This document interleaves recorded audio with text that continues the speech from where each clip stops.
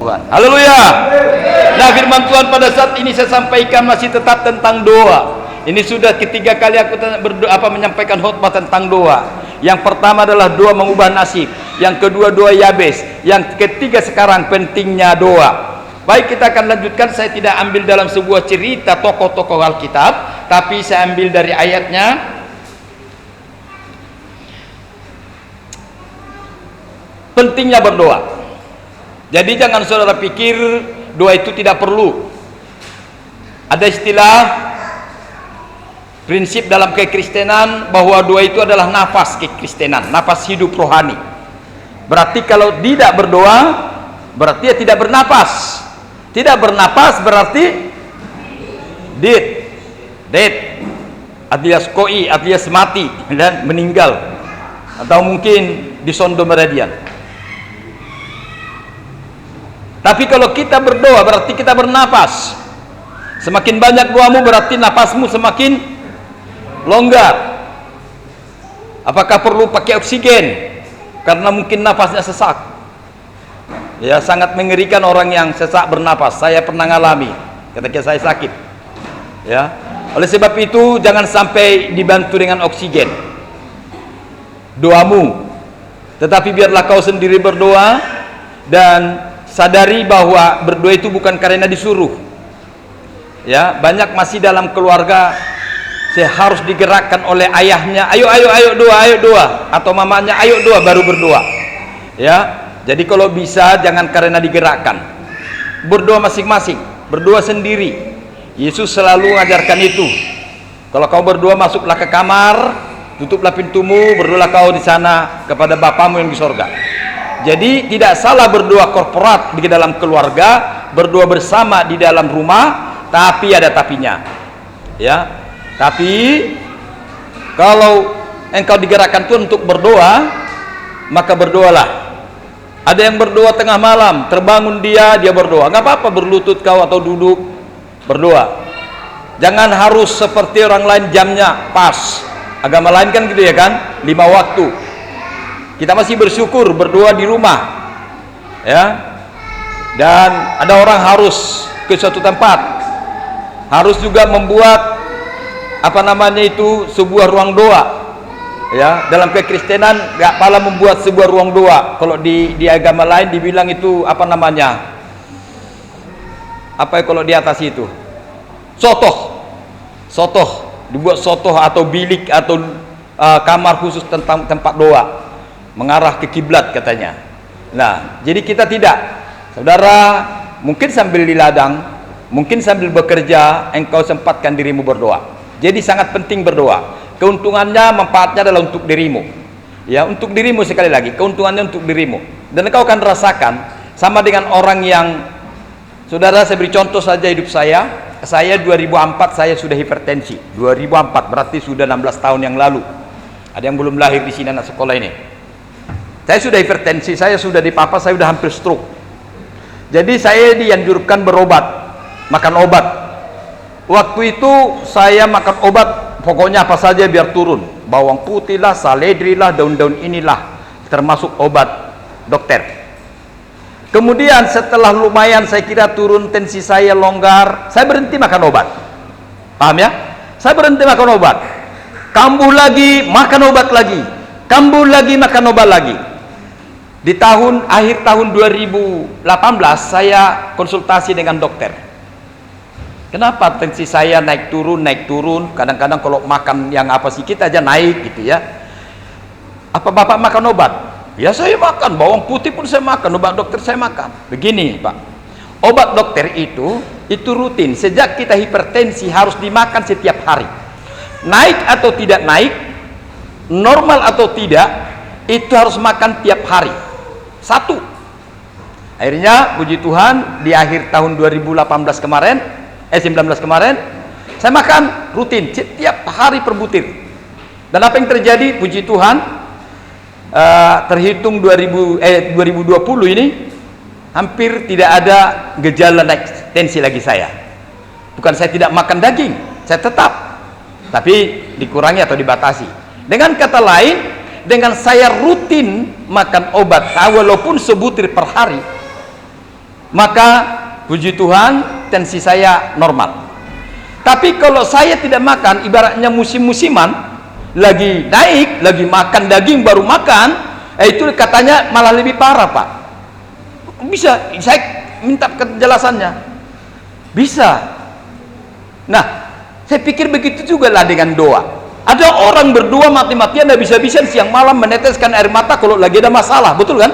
Lagi masalah dia berdoa, tapi kalau udah selesai masalahnya, dia lupa doanya. Apa yang terjadi? Berarti Tuhan bilang begini, kalau kamu ada masalah baru kau berdoa. Kalau kamu tidak ada masalah, kau lupa berdoa. Kalau begitu kubuatlah kau terus ada masalah.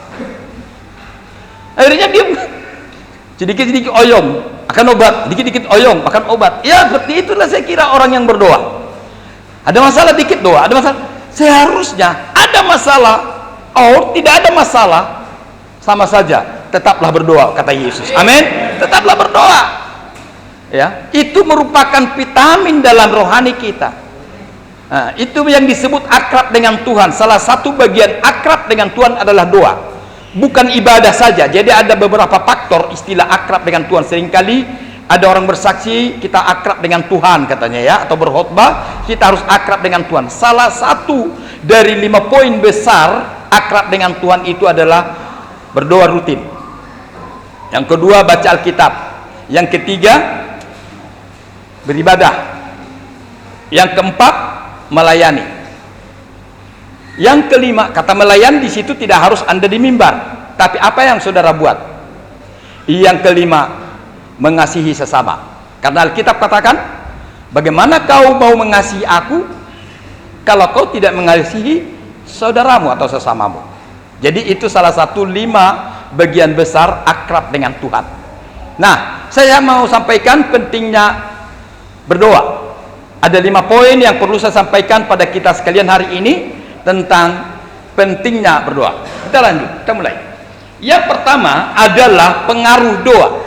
Saya sudah sebutkan tadi pengaruh rutin berdoa, sering berdoa atau jarang berdoa. Ya, jangan saudara pikir saya tidak pandai berdoa. Rata-rata orang Kristen entah di gereja manapun awalnya tidak pandai berdoa awalnya, tapi karena dia rutin, rajin, makanya ada orang bilang bisa ala biasa. Jadi dia bisa karena terbiasa. Makanya kalau kita dibilang orang gereja lain, kalian kalau doa itu kayak berpidato, lancar, panjang, lah mereka pendek, ya kan, dan lain sebagainya. Udah itu lagi paling 4 poin.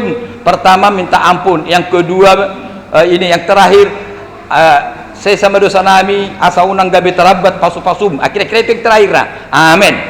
Jadi intinya di situ aja berkutat. Padahal kalau kita berdoa sampai Paulus bilang, aku harus berdoa dalam rohku, bahasa roh.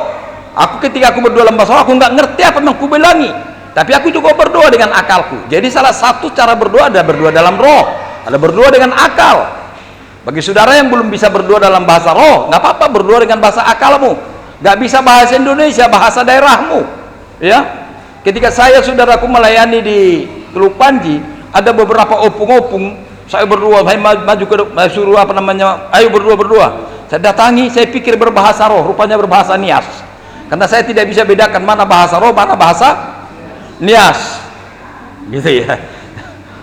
Saya pikir, wah, opung-opung ini luar biasa, menyala lah doanya, tapi dalam bahasa nias. Saya nggak tahu, karena sampai hari ini saya nggak pandai bahasa nias. Akhirnya, puji Tuhan. Jadi rupanya kalau kita berbahasa daerah pun bisa menyala. Amin. Jadi tidak harus bahasa yang mengerti bahasa Indonesia. Akhirnya berpasir-pasir lah dibilang, berhenti tengah jalan, akhirnya malas. Jangan. Apapun kau bisa. Kalau kau bisa berbahasa Inggris, nggak apa-apa berbahasa Inggris. Ya, baik, kita lanjut. Pengaruh doa.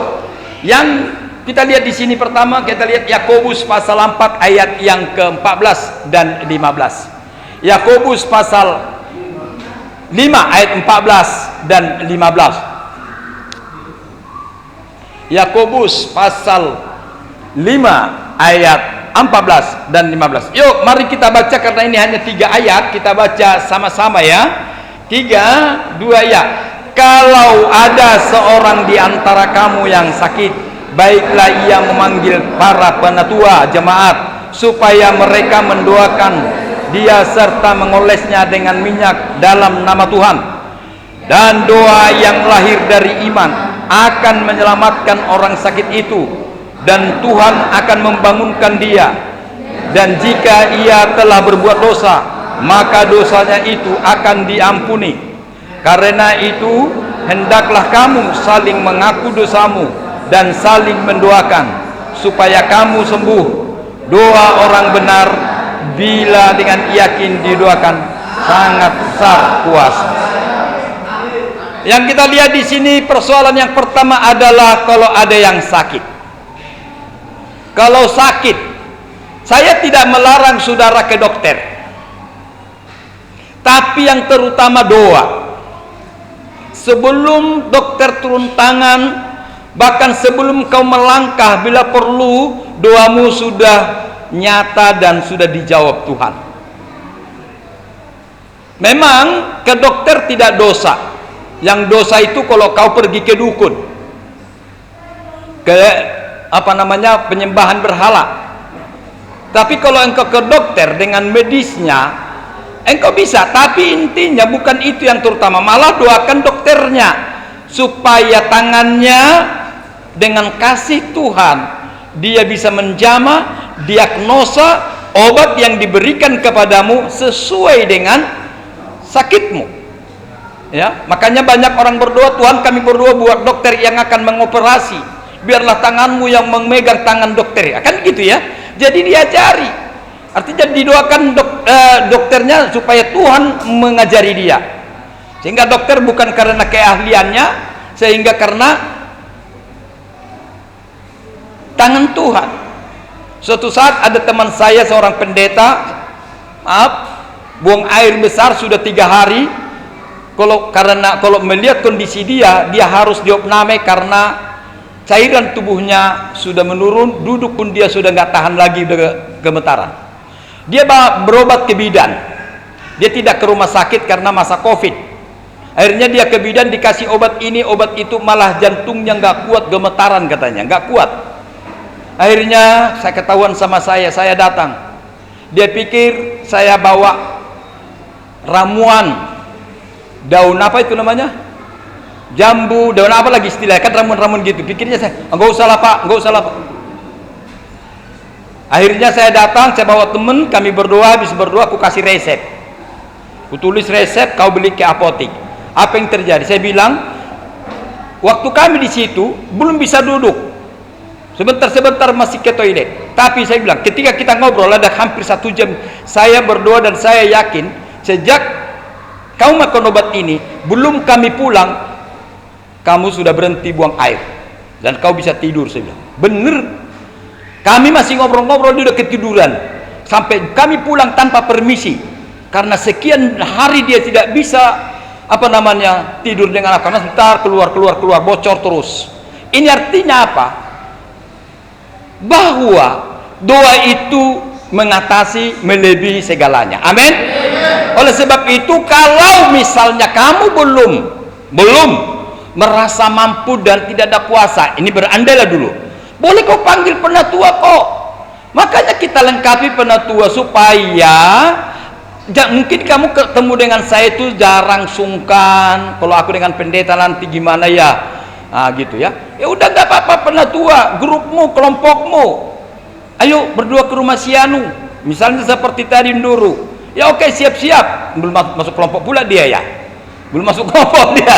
Ada beberapa orang yang belum masuk kelompok ya. Nah, nanti bisa diatur penatua lah, siapa yang kelompoknya apa, langsung dibagilah.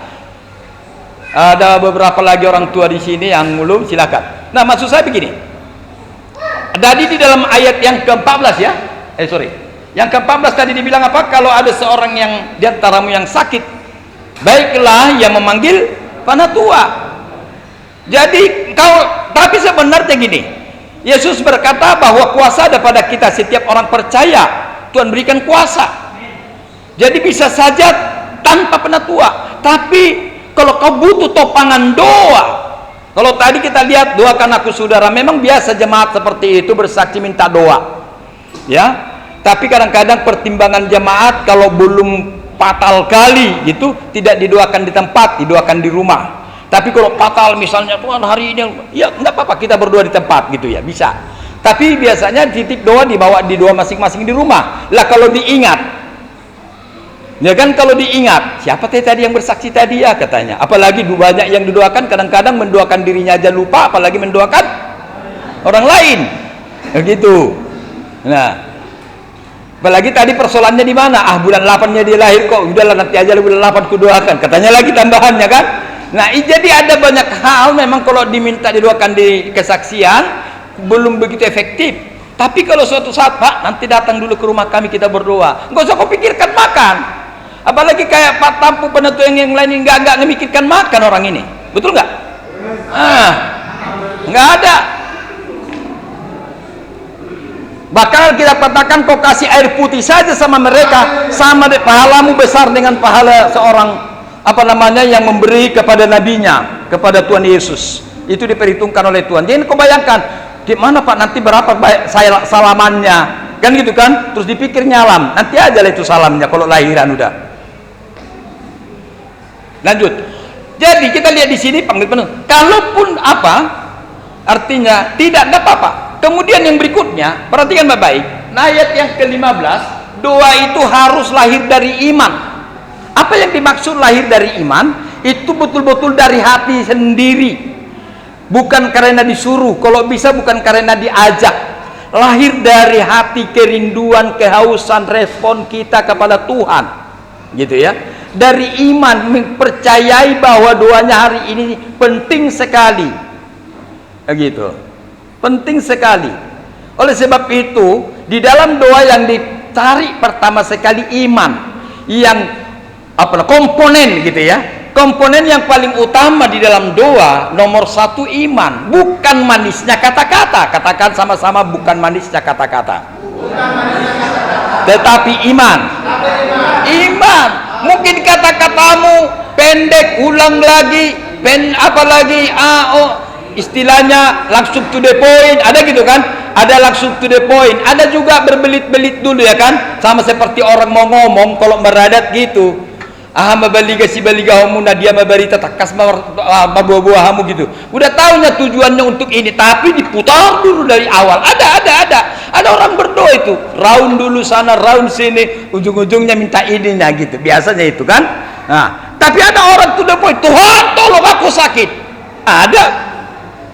Jadi bukan masalah manisnya, panjangnya doamu, diatur lagi kata-kata, ya Allah ya Tuhan, Maha besar dan pengasih, yang rahmani dan yang rabuni, di surga dohoni analeman atap dohotu benutorwo, dan seterusnya.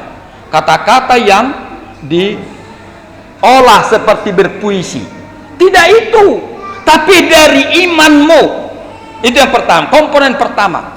Kemudian yang berikutnya ya, doa yang lahir dari iman akan menyelamatkan orang sakit itu dan Tuhan membangunkan dia. Dan jika ia telah berbuat dosa, maka dosanya akan diampuni. Oleh sebab itu ayat 16, oleh karena itu hendaklah kamu saling mengaku dosa. Komponen yang kedua di dalam doa adalah pengakuan dosa. Gitu. Jadi bukan hanya iman, harus ada tuh pengakuan dosa. Bukan pengakuan dosa seperti dosa yang yang diajarkan Tuhan, saya sama dosa nami, songon panesanami di dosen dong. Bukan begitu. Itu mungkin umum. Enggak apa-apa tuh. Tuhan, tolong aku ampuni aku Tuhan, kemarin memang salahkunya makanya aku sakit Tuhan. Gara-gara aku salah makan, salah minumnya aku Tuhan, ku minum yang sudah basi. Atau ku makan yang masih mentah. Atau ku makan berlebihan sehingga aku sakit, naik tensiku Tuhan, tolonglah. Ya ngakulah, memang kesalahan sendiri kok. Bukan berarti umum gitu. Ampunilah kami seperti kami mengampuni. Ya, itu baru udah umum. Siapapun bisa. Detail kau minta ampun sama Tuhan. Kalau masih ingat Tuhan, memang Tuhan udah sebulan aku nggak ke gereja, makanya datang, ampunilah aku Tuhan, dan mulai besok berminggu pun aku Tuhan, kan enak. Dia ngaku bahwa dia memang lagi lemah, lagi nggak beribadah, lupa sama Tuhan, atau punya sidalian alasan. Banyak kali alasannya. Kemarin hanya karena cucian, sekarang karena apa? Karena mendung. Besok karena apa lagi? Anak nangis, agak demam, terus tambahilah semua. Air kami tak jalan, pam mati. Bajuku udah sempit. Terlambat minum kopi, apa sarapan? Sebutin bisa kok. Tapi dengarin baik-baik. Kita mengakulah kesalahan kita. Jadi saling mengaku, aduh Tuhan tolong. Begitu. Amin. Jadi dua komponen, yang pertama tadi iman, yang kedua pengakuan dosa. Jadi pengaruhnya ini begitu besar. Bohong, Alkitab katakan kau nggak akan dapat apa-apa kalau kau berdoa tanpa iman. Doamu tanpa iman tidak dapat apa-apa. Makanya penting. Iman itu paling utama. Ketika orang datang kepada Yesus, imanmu yang menyelamatkan engkau, imanmu yang menyembuhkan engkau. Bahkan ada suatu saat ada orang lumpuh, baru kemarin kita khotbahkan itu di tempat Ibu Panjaitan. Berbahagialah yang datang kemarin tempat Ibu Panjaitan. Ada orang lumpuh yang diturunkan. Kalau saudara yang kemarin saya tidak bahas, Tuhan Yesus pertama kali berkata kepada orang itu, "Hai anakku, dosamu telah diampuni." Enggak langsung suruh sembuh. Enggak, sembuh dulu, dosa dulu diampuni. Boleh cek itu ayat yang semalam kita baca, yang kita khotbahkan. Dosa dulu diampuni. Yang terutama adalah pengampunan dosa. Apalah artinya sembuh sakit tapi dosa merajalela? Engkau mungkin lumpuh, engkau mungkin tidak bisa jalan, engkau mungkin tumor ganas, engkau mungkin kanker besar dan sudah stadium 4 dan vonis dokter tinggal 3 bulan lagi usiamu, tetapi engkau tetap beriman dan percaya Tuhan mengampuni dosamu, engkau masuk surga. Tapi wahai yang tidak pernah meminta ampun kepada Tuhan, merasa semua beres, merasa semua aman, sehat, bugar, tidak butuh Tuhan, besok kecelakaan mati, saya tidak jamin masuk surga. Baik, kita sadar antara kesembuhan dan dosa itu adalah dua hal yang gimana ya? Satu sisi bersambungan, berkaitan, tapi di sisi lain nggak ada kaitannya. Kaitannya apa? Kaitannya apa? Dosa menghalangi kesembuhan. Dosa bisa menghalangi apa? Kesembuhan. Tapi ingat bahwa kesembuhan tidak menghalangi saudara masuk surga.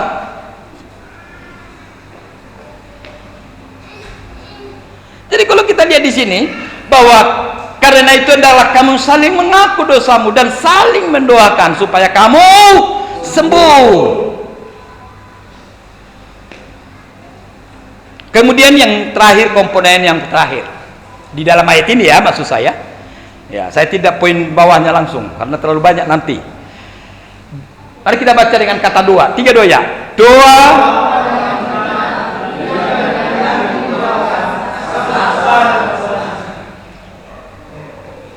Ini perlu dibahas, perhatikan doa orang yang benar. Apa maksudnya? Bukan doa yang benar. Kita belum tahu mana doa yang benar. Ya kan? Makanya dalam Roma pasal 6 ayat 28 26 itu dikatakan bahwa kamu sendiri tidak tahu sebenarnya bagaimana seharusnya berdoa. Makanya Roh Kudus itulah mengajari kamu berdoa. Tidak ada kata-kata yang inilah doa yang benar, enggak. Makanya bilang tadi lahir dari iman, spontanitas dari hati yang paling dalam. Jadi yang dibahas di sini adalah orangnya, doa orang benar, sama dengan yang tadi doa yang minta ampun dulu. Bukan doa orang yang merasa dirinya membenarkan diri, tapi orangnya orang benar, dalam kata lain orang yang dibenarkan oleh Tuhan. Nah, ini dalam ini, kita lewatkan dulu. Yang berikutnya, bila dengan yakin didoakan. Jadi ketika kau berdoa ada keyakinan, lain dengan iman. Iman artinya dia lahir dari iman, tapi ketika kau mendoakan yakin, baru sangat besar kuasanya. Nah, ini yang kita harapkan, salah satu pengaruh daripada doa. Untuk kesembuhan, untuk berkat Tuhan, untuk pertolongan Tuhan, penjagaan dan perlindungan Tuhan. Itu penting kita berdoa. Ya. Penting kita berdoa, apalagi situasi seperti sekarang ini. Ya, ada banyak saudara kita tidak bisa kumpul. Mertua saya ada mengalami sedikit kecelakaan, saya tidak bisa pulang.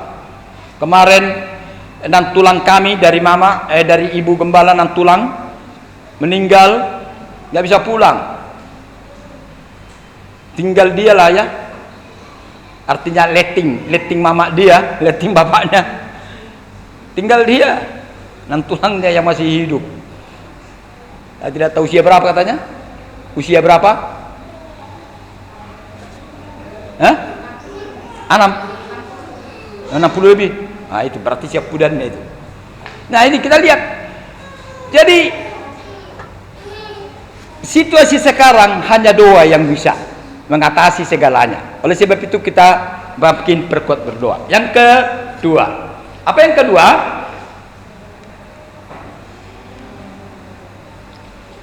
Konsisten dan tidak malu berdoa. Ada pula ini kata tidak malu. Kata konsisten itu rutin ya. Ya, konsisten artinya apa yang didoakan sesuai dengan yang dilakukan. Ya. Misalnya kalau kita berdoa, Tuhan, aku mengasihi Engkau, ya konsistenlah, kasihilah benar Tuhan. Kan gitu ya kan? Dan jangan malu. Ada banyak orang malu berdoa, Saudara. Akhirnya kalau berdoa pelan suaranya, nggak berani kuat. Takut nanti orang lain kritik. Gak usah takut. Gak apa-apa kalau doamu akhirnya tetanggamu, kiri kananmu duduk di sampingmu mungkin merasa terganggu, gak apa-apalah. Supaya mereka tahu bahwa doa itu penting. Nah, kita lihat di sini, kita akan baca dalam Lukas pasal 11 ayat 5 sampai dengan ayat yang ke-9.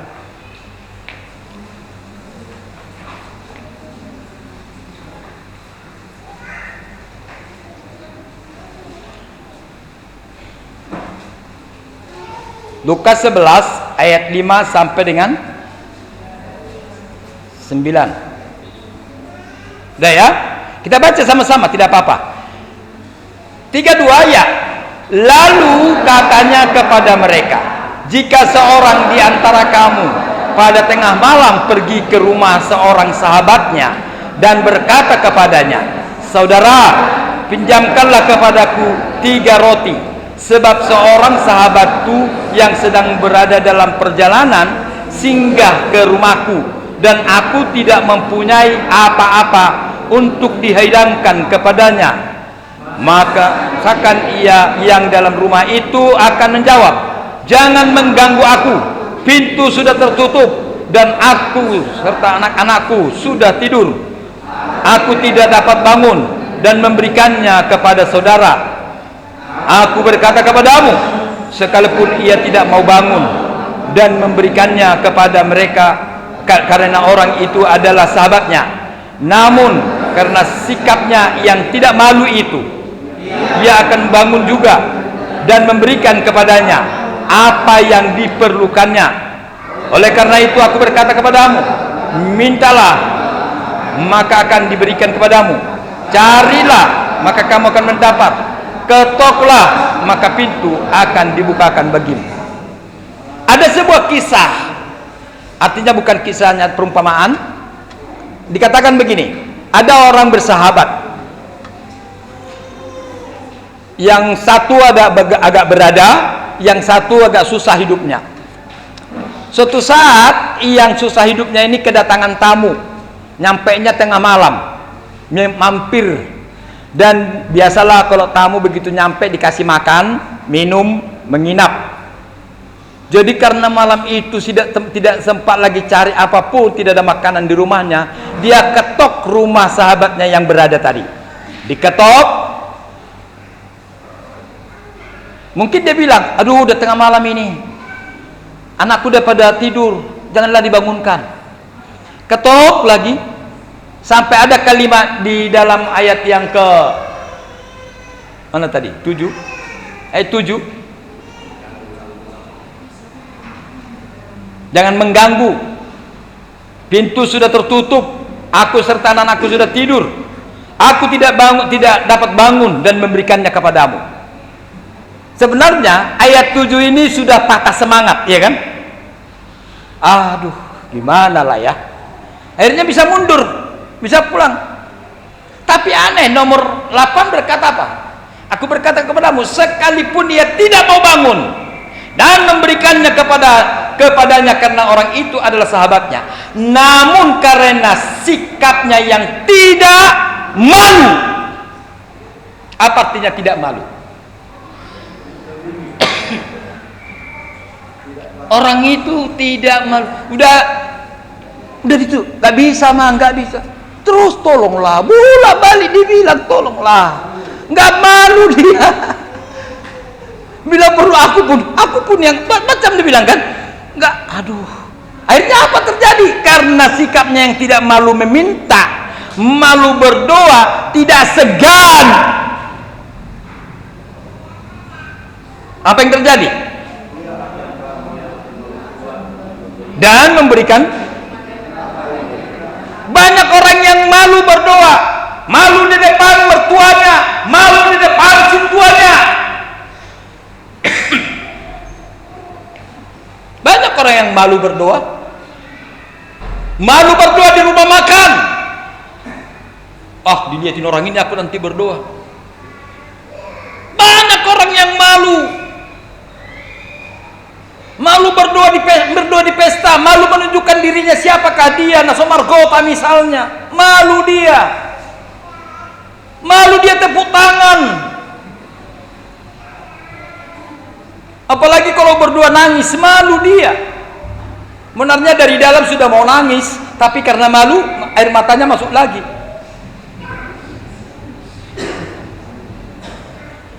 Lihat, persoalan yang paling besar dalam doa, jangan malu, ketuk terus, jangan berhenti, minta terus. Bahkan di dalam ayat yang ke-9 dikatakan ketuklah, mintalah, carilah. Diketok, dibuka, udahlah pulanglah kita. Terkadang Tuhan seperti itu. Ada kok contoh hakim yang lalim. Tahu pernah dengar cerita hakim yang lalim? Hakimnya bengis, maunya uang. Kalau nggak disobok nggak mau, lalim, mata duitan. Tapi suatu saat ada orang miskin membawa perkaranya, masalah tanah atau masalah apa, supaya dia dapat pembelaan. Tolonglah Bapak, tapi nggak dikasih uang. Tolonglah, tanggal 1 datang, tanggal 2 datang, berapa tanggal 1 bulan? 30 hari, 30 kali dalam sebulan datang. Kalau nggak jumpanya pagi, sore, nggak dapat sore, malam. Besoknya datang lagi, tolonglah Bapak, tolonglah Bapak. Orang lain sekali datang bawa uang aman. Paham maksudnya? Orang lain datang, gampang lah itu, bisa lah itu, aman, lancar. Tapi yang ibu ini, yang susah hidupnya ini, yang miskin ini nggak bawa apa-apa. Tapi hakim yang lalim itu, yang jahat itu, daripada bolak-balik ini datang ibu ini, udahlah aku bereskan, udah Bu, aku beres, aman. Setelah sekian lama dia bolak-balik datang. Tepuk tangan bagi Yesus Tuhan. Hakim yang lalim itu pun menolong karena orang itu tidak malu.